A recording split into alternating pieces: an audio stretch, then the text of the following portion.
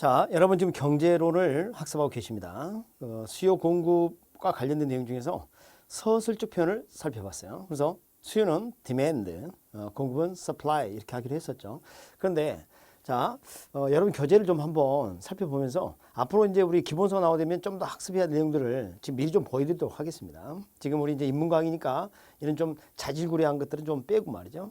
아주 핵심 코어를 좀 다루도록 할 예정이거든요. 그래서 여러분 이제 24쪽 보시면 수요 공급의 개념 이렇게 정리되어 있고요. 그래서 이제 수요 개념하고 공급 개념을 아까 제가 말씀드린 것처럼 좀 정리 좀 해놨습니다. 그 다음에 이제 우측 보시면 말이죠. 25페이지에 부동산 수요와 부동산 공급의 내용 나와 있죠. 뭐 수요의 특징이니 공급의 특징이니요. 이건 아직 이해할 수가 없어요, 사실은. 왜냐하면 이제 입문 과정에서 우리가 탄력성이라는 것도 좀 배우고 그럴 텐데요. 그러한 것들이 여기 좀 적혀 있어요. 그러니까 지금 아직 안 배운 내용이란 말이죠. 근데 이것을 이해한다는 게 좀 힘들어요. 그래서 여러분 이제 25쪽하고 지금 26쪽의 내용, 뭐 특징, 뭐 유형 이런 게 있는데요. 이것은 저절로 알게 됩니다. 그러니까 지금은 오늘은 말이죠. 서술적 표현, 그 다음에 이제 두 번째 표현인 계획학적 표현이 있죠. 그게 여러분 교재 26페이지부터 각각 수요법칙, 공법칙 이렇게 해서 나열을 하고 있어요. 그래서 그래프를 오늘 한번 살펴보도록 하겠습니다. 자, 이 그래프 표현이 말이죠. 일단 입문서의 그 그림보다 제가 이제 판사하는 그림을 기본 틀로 해서 학습하는 게 좀 좋을 것 같아요. 훨씬 더 좀 이해가 잘 되도록 좀 접근을 시도해 보겠습니다. 중고등학교 때 우리가 좌표를 좀 배웠어요. 그런데 야, 이렇게 공인중개사 시험을 준비하다 보니까 세상에 또 그래프를 공부합니다. 그런데 사실 여러분이 잘 모르고 건너왔던 게 좀 있었단 말이죠. 그래서 오늘 이걸 아주 정확하게 다시 규명을 하고요. 규명을 하고 학습톡으로 좀 이용을 해 보도록 하겠습니다. 첫 걸음부터 한번 시작해 보겠습니다. 그래서 여러분 교재는 이제 28쪽, 뭐 29쪽 이렇게 해서 그래프가 나열되어 있죠. 자, 먼저 기하학적 표현, 그래프적 표현을 살펴보고요. 개념도 같이 또 정리할 게 있습니다. 자, 여기 보도록 하겠습니다. 먼저 여러분이 지금 아시는 이제 좌표 이런 표현들 사실은 우리가 정확하게 이제 학습하지 않고 두리뭉실하게 학습을 했기 때문에 잘 모르고 넘어갔던 것들이 좀 많았을 겁니다. 그래서 제가 오늘 다시 한번 이걸 접근해 보도록 할게요. 자, 여기 보십니다. 이렇게 좌표가 있으면 말이죠. 지금 여기 이걸 뭐라 하냐면 종축이라고 그래요. 종축. 그러니까 이걸 좀 행축이라고 그러고요. 종축과 행축이라는 표현을 모르시면 안 돼요. 자, 시험 지문에 종축에 뭐가 어쩌고 이런 표현을 써버린다면 아주 심각한 문제에 직면이 됩니다. 자, 내가 종축이 어떤 건지 행축인지 모르는 상태에서는 답을 고를 수 없겠죠. 이런 단어 하나가 나를 슬프게 할 수 있어요. 그러니까 정확하게. 자, 이렇게 합시다. 종은 매달아 종축. 횡단보도는 바닥에 깔려 있어 행축. 이렇게 합시다. 알겠죠? 이거 뭐라고? 종축. 이거 뭐? 행축. 그리고 이게 동그라미 있죠. 이 동그라미는 0점이 아닙니다. 원점입니다. 오리지널 포인트예요. 그래서 숫자 0을 의미하는 것은 사실 아니에요. 그래서 이걸 기준으로 이렇게 하면 증가, 이쪽으로 하면 감소. 이것도 마찬가지 증가, 감소를 나타내요. 아시겠죠? 자, 이런 표현들 아주 기초적인 내용이죠. 그 다음에 좀 안타까운 게 말이죠. 알프레드 마샬이 수요 공급비를 도출하면서 저 좌표에다 표현을 할 때 말이죠. 가격하고 수량을 이렇게 표현했어요. 자, 여기에다가 가격을 적고요. 여기다가 이렇게 수량을 적습니다. 이렇게.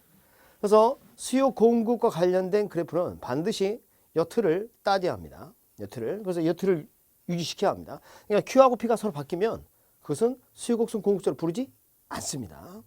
반드시. 근데 저 P가 뭔지 Q가 뭔지 이렇게 한번 해보자고요. 사실 뭐 영어를 제가 뭐 말할 이야기는 아니지만 프라이스 그러면 이거는 가격 이렇게 표현할 수 있어요. 가격 이렇게 표현할 수 있고요. 그 다음에 이제 Q는요. Q는 quantity 이제 양을 나타냅니다. 양. 그래서 자, 우리 이제 그 시험 문제에서도 이 P하고 Q를 그대로 사용해 버리기 때문에 여러분은 좀 아셨으면 좋겠어요. 이것을 아예 그냥 기억을 좀 했으면 좋겠어요. 그래서 이렇게 하자고요. 자, 우리 뭐 그 명절 때 이제 가족끼리 모여서 많이 하는 그 놀이 문화가 있죠. 뭐 고스톱 친다든가 뭐 화투 이런 게 있잖아요. 그죠? 동양화 뭐 이렇게 이야기하던데. 자, 우리 이제 고스톱 치게 되면 피를 많이 모아야 부자 될 수 있어요. 그렇죠? 그래서 이렇게 하자고요. 피. 자, 고스톱 치면 뭐가 돈이 돼? 피가 돈이 돼. 이렇게 기억하자고요. 피는 뭐? 가격 이렇게 기억합시다. 여러분, 스펠링 다 알면 좋겠지만. 그다음에 Q가 문제예요. Q가 되게 이제 퀄리티 할 때 이 Q자, Q마크 이런 것은 다 퀄리티 질을 말해요, 질을. 근데 이거는 퀀티티입니다. 똑같이 Q로 시작하지만. 그래서 이렇게 하자고요. 자, 우리 밥이 좀 남고 나물도 좀 있고 태양초 고추장이 보이고 참기름이 있으면 이렇게 할 수 있겠죠? 양푼의 숟가락 이렇게라도 하자고요. 양이라고 기억하시기 바랍니다. 양. 아셨죠? 자, P하고 Q라는 표현은 반드시 알아야 합니다. 반드시 알아야 합니다. 왜냐하면 우리 시험 문제에 수요함수, 공급함수를 출제하는데요. 저 표현을 써요. 그래서 물론 이제 단서를 P는 해당 상품의 가격, Q는 해당 상품의 수요량 또는 공급량 이렇게 표현을 합니다. 단서를 붙여주게 돼 있어요. 그러나 그것을 붙여주지 않았다 할지라도 그 문제에 이의 신청을 해서 받아줄 수 있느냐? 그거 아닙니다. 왜냐하면 전 세계 경제학 모든 책들이 다 그렇게 쓰고 있기 때문에 관행적으로 인정을 해버릴 부분이에요. 그래서 그것은 이의 신청 안 받는단 말이죠. 그러니까 혹시 깜빡하고 단서를 안 적어놨다 할지라도 여러분은 P가 뭐 가격, Q는 뭐 양을 의미한다. 이렇게 기억을 해 주셨으면 좋겠습니다. 아시겠죠? 자, 더 진행해 보도록 하겠습니다. 자, 아까 수요가 뭐라 했습니까? 물건을 구입하고자 하는 마음이라고 했었죠? 그걸 여기다 한번 표현해 보겠습니다. 잘 봅니다. 제가 점을 한번 찍어 볼게요. 자, 점을 하나 찍었습니다. 점. 자, 이 점은 가격과 양을 동시에 표현할 수가 있어요. 자, 그래서 이게 이제 수요자 마음이라 한번 쳐볼게요. 단위당 가격이 100일 때 수요자가 구입하고자 하는 최대량은 10단이다. 이런 뜻입니다. 물론 이렇게 읽을 수도 있어요. 만약에 10단위를 구입한다면 단위당 지불할 용의가 있는 최대 가격이 100이다. 이렇게 또 정의를 할 수 있습니다. 그래서 오늘은 뭐 더 깊이 들어가지 않고 간단하게 가격이 100이라면 구입하고자 하는 최대량 몇 개? 10개 이걸 나타냈다. 이렇게 생각합시다. 아시겠죠? 자, 그래서 요즘은 가격과 양을 동시에 나타내는 아주 좋은 표현 방식이라는 걸 알 수 있어요. 좌표에도 표현을 하니까. 자, 근데 말이죠. 이제부터 잘 듣습니다. 만약에 그 물건 가격, 해당 상품 가격이 변한다면 수요자가 구입하고자 하는 양 저 10개는 그대로 유지될까요? 바뀔 수 있다는 겁니다. 자, 예를 들어서 이 가격이 100이 아니라 50으로 하락했다 칩시다. 근데 이제 주의할 게 있습니다. 자, X라는 물건에 칠게요. 그 물건 가격이 일단 변했는데요. 그 물건 가격, 해당 상품 가격 이외에 다른 요인은 일정하다 가정합니다. 자, 예를 들어서 제품의 질이 낮아져서 가격이 낮아졌거나 그거 아닙니다. 자, 물건은 여전히 동일해요. 그런데 말이죠. 그 물건 값이 싸진다면, 그리고 물건을 구입하려는 여러 마음 말이죠. 구입하고자 하는 의도, 이것도 여전히 유지된다고 가정합시다. 다시 한번. 해당 상품 가격 이외에 다른 모든 요인은 일정하다고 가정하자고요. 그렇다면 그 물건값이 싸지면 여러분 물건을 더 사야 할까요? 덜 사야 할까요? 더 사는 게 정상이죠. 자, 그겁니다. 그래서 가격이 하락하게 되면 수요자는 구입할 의도를 늘릴 수가 있을 가능성이 있어요. 그죠? 이렇게 양이 늘어납니다. 그러면 새로운 점이 이렇게 탄생하죠. 자, 새로운 점이. 자, 봅니다. 아까 우리 수요 정의와 공급의 정의에 무엇을 말씀드리냐면 사전적 개념이라고 했어요. 자, 봅시다. 지금 아까 10단위 말이죠. 실제로 구입한 양이 아니에요. 구입하고자 하는 양이었어요. 그래서 만약 가격이 하락하게 되면 이 사람 의도가 이렇게 바뀌는 거예요. 만약에 실제 구입량이라면 자, 물건을 구입해서 10개를 집에 가져다 놨는데 그게 가격이 하락한다 해서 양이 저절로 스스로 늘어나는 건 아니지 않습니까? 그럼 그걸 살피는 게 아니에요. 다시 한번.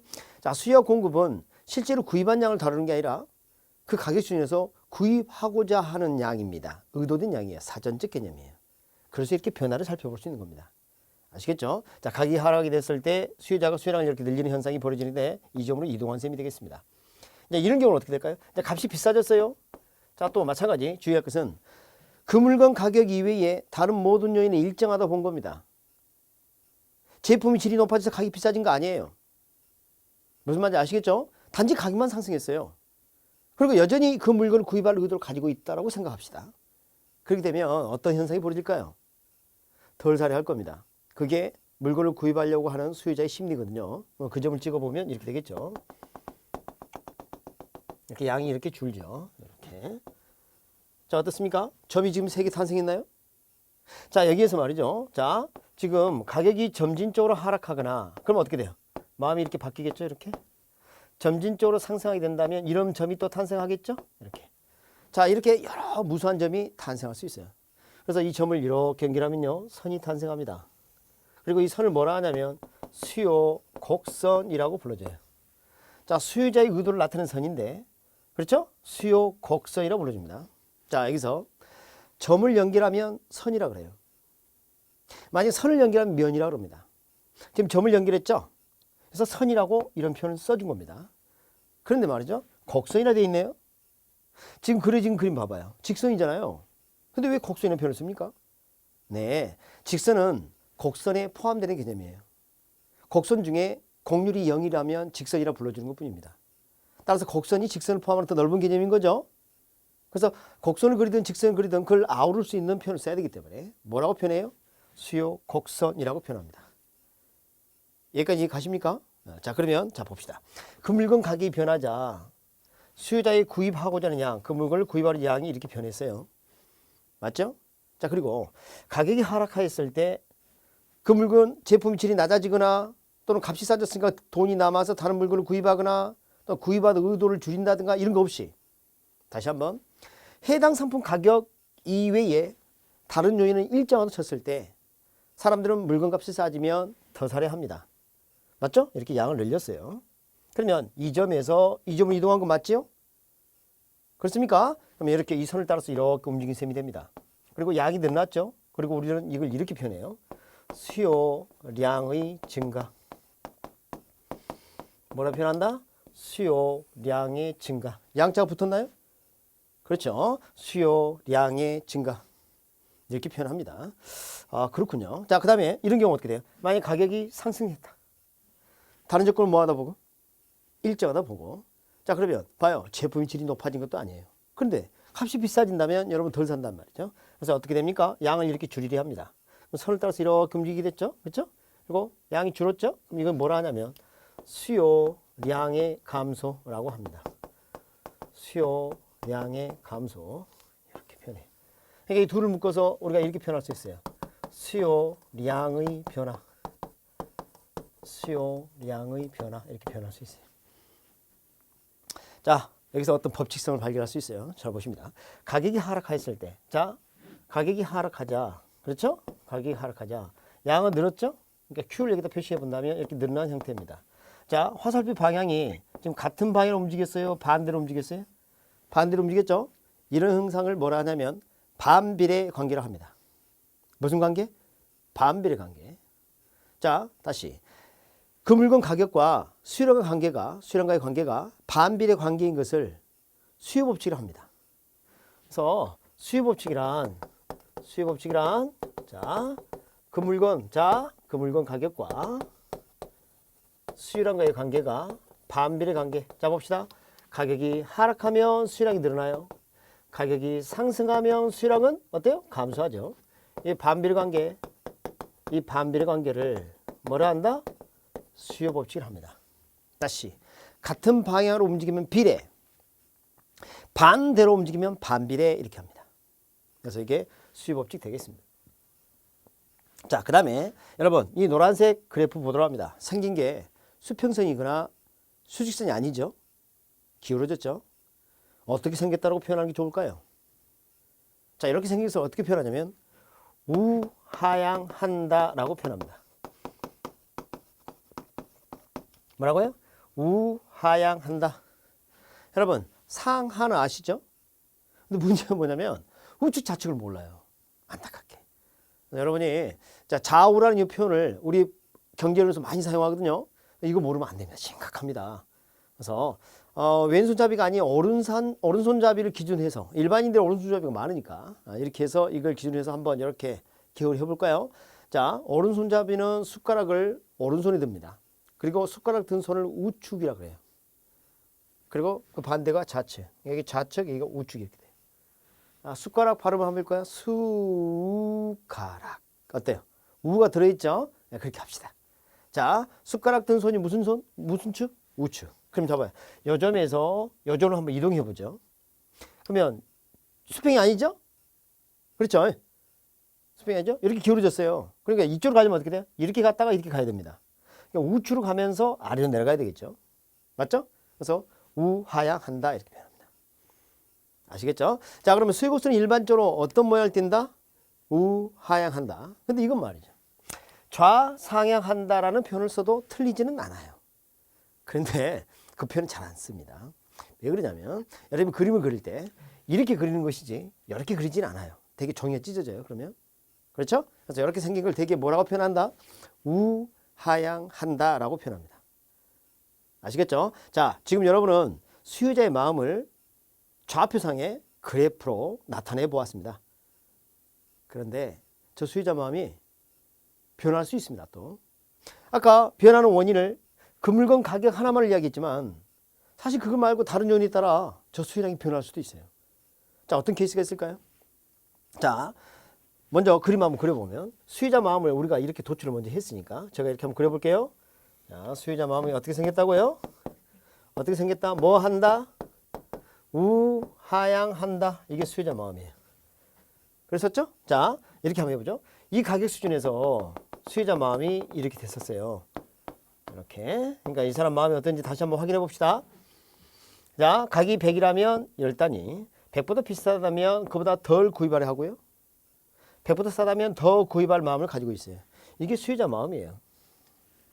맞죠? 우하향한다. 수요 법칙. 그런데 자, 이런 예를 한번 바꿔보죠. 뭐 좋은 사례가 뭐 많이 없지만 이런 거 한번 해보자고요. 자, 요즘 뭐 인기 좋은 뭐 과자류가 허니버터칩인가 뭐 그런 게 있다 그래요.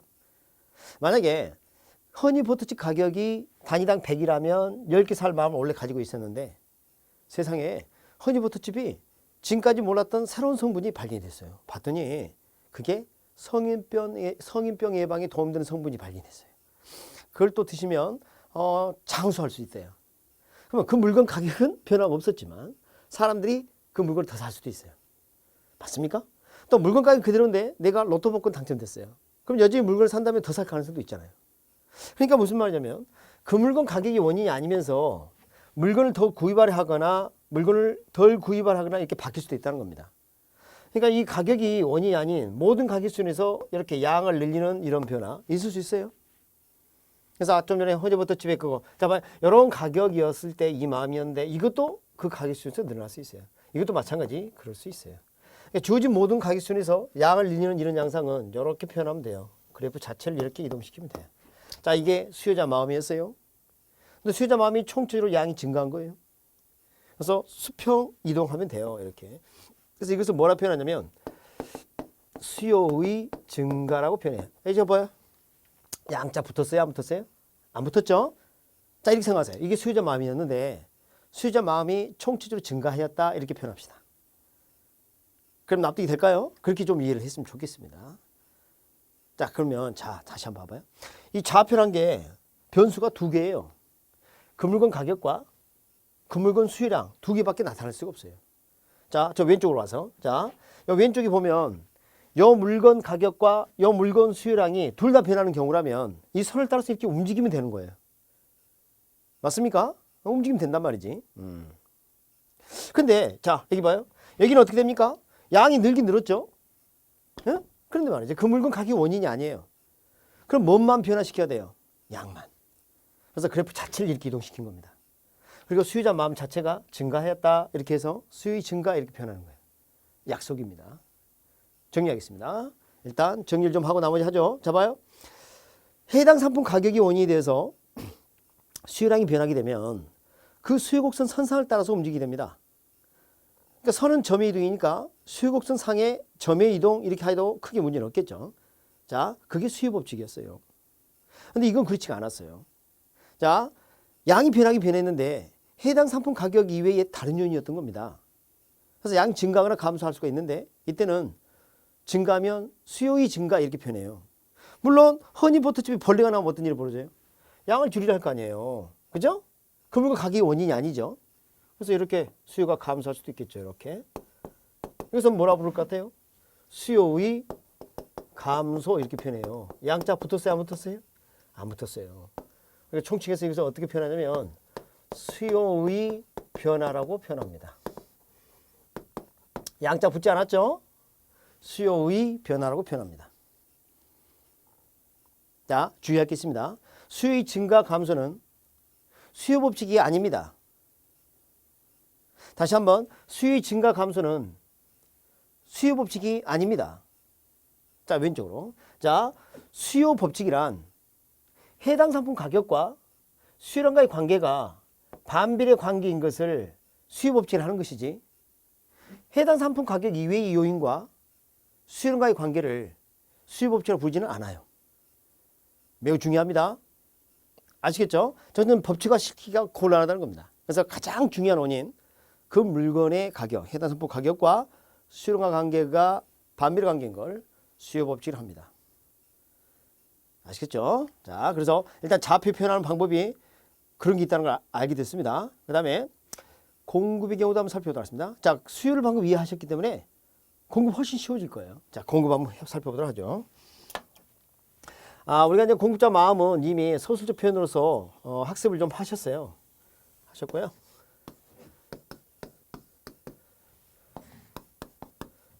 자, 예를 들어서 단위당 가격이 100일 때 공급자 마음이 단위당 가격이 100이라면 10개를 공급할 마음을 가지고 있었다. 이렇게 점을 한번 찍어보죠. 이게 공급자 마음입니다. 이것도 마찬가지. 실제로 공급한 양이 아닙니다. 공급하고자 하는 양이에요. 그런데 말이죠. 만약에 가격이 상승했다? 비싸졌다? 마찬가지. 아까 수의 경우가 똑같습니다. 자, 가격이 변했는데 그 물건 가격만 변했지 그 제품의 질이 높아지거나 그것은 아니에요. 다시 한번 해당 상품 가격 이외에 다른 모든 요인은 일정하다 본 거예요. 해당 상품 가격 이외에 다른 모든 요인은 뭐하다? 일정하다 본 겁니다. 그러니까 물건값이 상승하면 공급자는 상당히 유리해진 겁니다. 동일한 비용을 들여서 생산하는데 대가를 더 많이 받을 수 있는 상황이니까 양을 늘리려 할 겁니다. 양을 늘리려 해요. 그럼 이 점에서 이 점으로 바뀌는 거죠. 이런 경우 어떻게 됩니까? 만약에 가격이 하락했어요. 이렇게. 마찬가지. 제품 질이 낮아져서 그런 거 아닙니다. 무슨 말 아시겠죠? 그러면 자, 동일한 비용을 들여 생산하는데 제값을 못 받는 상황이 되는 거죠. 양을 줄이려 할 것입니다. 이것도 마찬가지. 이 점을 연결하면 선이 탄생합니다. 이걸 뭐라 부를 것 같습니까? 공급곡선이라고 합니다.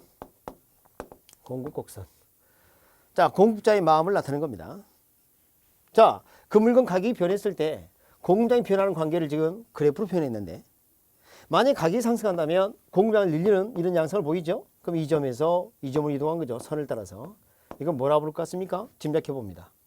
공급량의 증가라고 합니다. 공급량의 증가.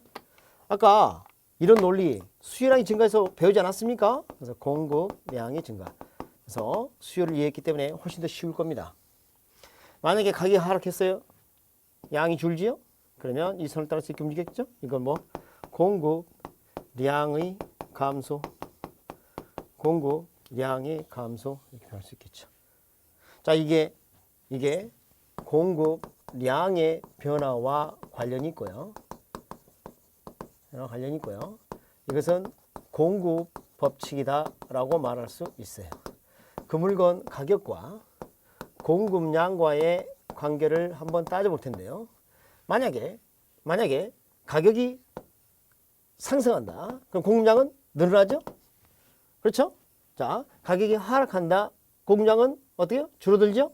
자, 움직이는 방향이 같은 방향이에요? 반대 방향이에요? 같은 방향이죠. 그럼 뭐라 한다? 비례 관계다라고 표현합니다. 아까 수요 법칙은 무슨 관계였어요? 반비례 관계. 이런 거죠. 수요자는 값이 싸면 더 사려하고 비싸면 덜 사려합니다. 그 물건 가격과 수요량이 서로 반대로 움직였어요. 근데 공급은 어때요? 값이 비싸면 더 많이 팔고 싶어요. 값이 싸면 덜 팔고 싶어요. 같은 방향으로 움직이죠.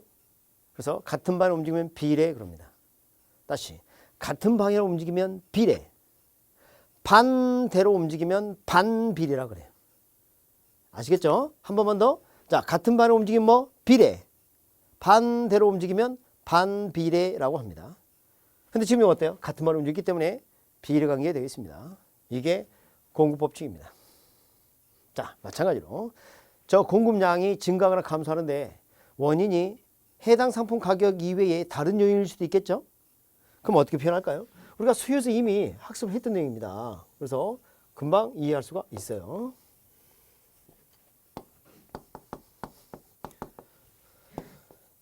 자, 공급자 마음 어떻게 생겼다? 이렇게 생겼어요. 자, 이거 정리를 하죠. 자, 이렇게 생긴 걸 뭐 한다? 이제는 뭐라 할 것 같아요? 우상향한다. 자, 우측으로 가긴 했는데 위로 올라갔죠? 우상향한다. 이걸 좌하향한다는 표현도 쓸 수 있는데요. 안 써요. 그림 그릴 때 되게 이렇게 그리지, 이렇게 그리지는 않거든요. 그래서 우상향한다.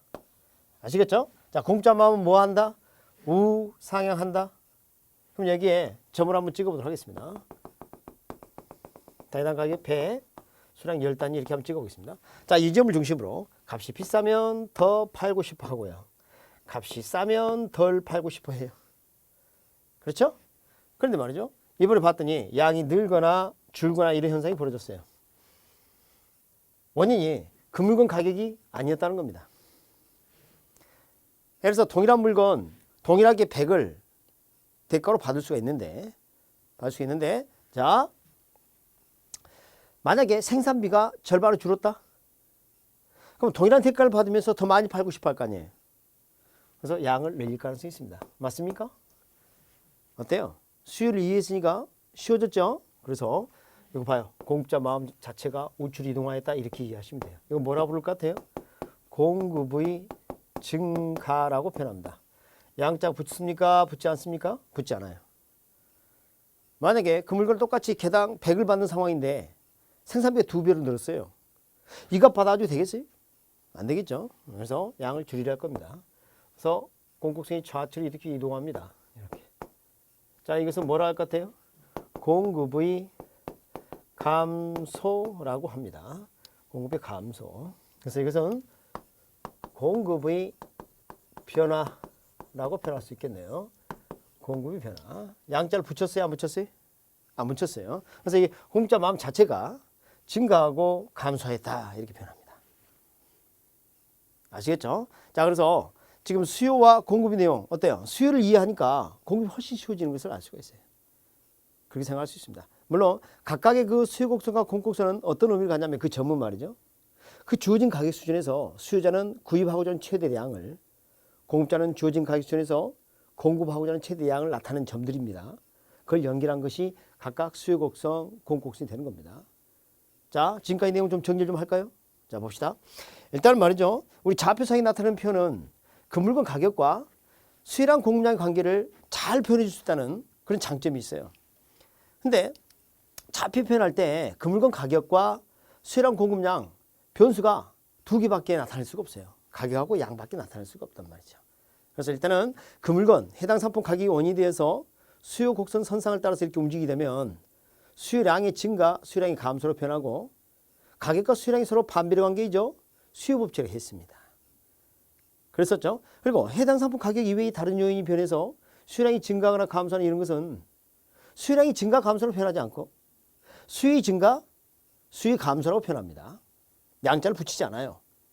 그리고 이것은 수요 법칙을 부르지 않습니다. 공급 어떻습니까? 그 물건 가격과 해당 상품 가격이죠. 공급량과의 관계가 좌표에 나타났었죠. 이것은 무슨 관계였어요? 비례관계, 공급법칙이었죠. 그리고 공급량의 증가, 공급량의 감소로 표현했습니다. 곡선 선상을 따라서 이동했습니다. 그런데 해당 상품 가격 이외의 다른 요인이 변해서 공급량이 증가하거나 감소하게 되면 비록 결과적으로 공급량이 증가하고 공급량이 감소했다 할지라도 제목을 붙일 때 공급의 증가, 공급의 감소라고 해요. 양자 붙인다 안 붙인다? 안 붙인다. 그리고 이것은 공급법칙이라고 부르지 않는다는 겁니다. 아시겠죠? 그래프 자체 이동하면서 말이죠. 자, 수요 공급 이론의 아주 중요한 내용을 좀 살펴봤습니다. 앞으로 여러분 수험 생활하는데 수요 공급에 관한 이 그래프의 지식이 너무나 막대합니다. 매우 중요한 내용입니다. 자, 이것을 가지고 좀 더 확장해서 학습을 더 하도록 하겠습니다.